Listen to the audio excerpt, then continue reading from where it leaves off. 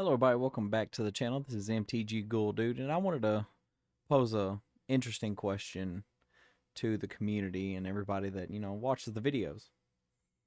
Do you find yourself constantly looking at commanders to one up a deck or to make like you're building a deck and then you find a commander and you're just like, I want to build around that, and then you're just looking at, I mean, even within that same set you see, well, yeah, well, this is nice, but, it could be better. I could do more with it.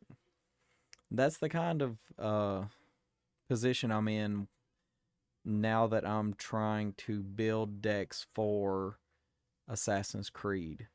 Because I started out with Bayek, and I'm like, I'm going to try my best and do, build historic.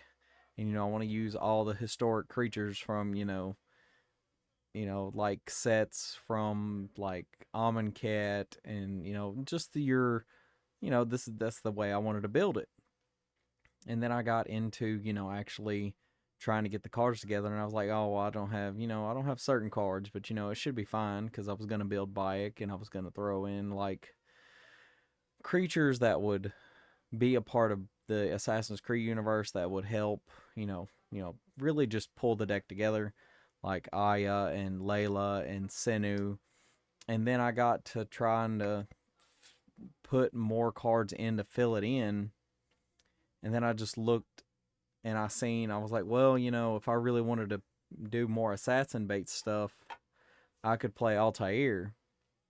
And Altair's just, it adds another color. It does another thing, and it plays a little bit better with all the assassins, and it gives you that access to black to where you could actually play more of the Assassin's Creed cards.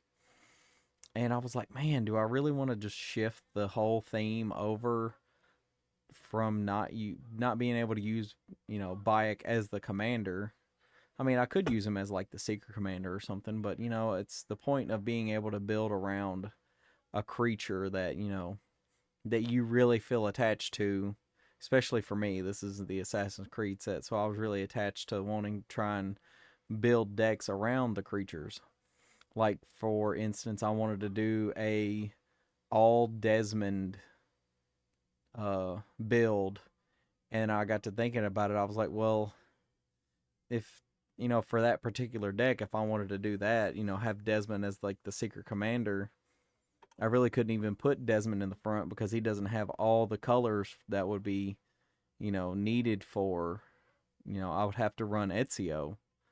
So, I mean, I really wanted to know you guys' opinion on something like this because, when we do have sets that come out, like Bloomborough or, sets that, just constantly want to up the power level or change things around, and you see, you got a deck and you have a commander that does a different thing, because like over the years I've changed decks and I've changed commanders because it just does a different thing that I've been doing with it. And I was wondering if you guys like actually keep a deck together, or you just change it up to for the new commander, because I mean I've done it a lot in the past, especially for like the Gisa the Hellraiser. It's been four different other decks that's been the have creatures have helmed the deck as the commander. And over the years, Gold Collar Gisa was good, and then I tried it a different way, which was at the very beginning it was Sidisi Undead Vizier, and the secondary commander was Josu Vess Lich Knight, and I adapted it to Ghoul Collar Gisa, and then it became Gisa the Hellraiser with changing the whole deck around because it just seemed more fun. I mean, and later on, it's like, okay, I like it now. I like it better. But do you abandon a whole idea, or do you try to make it good? Do you do your best? And sometimes the best actually, you bring the best out in the deck. by keeping, the flavor wins and the flavor with the deck? Or do you end up finding out that, you keep the deck the way it is and you just want to take it apart to do something different with it because, yeah, it does a thing, but it's not how you wanted the deck? I'm really struggling with trying to build some of these.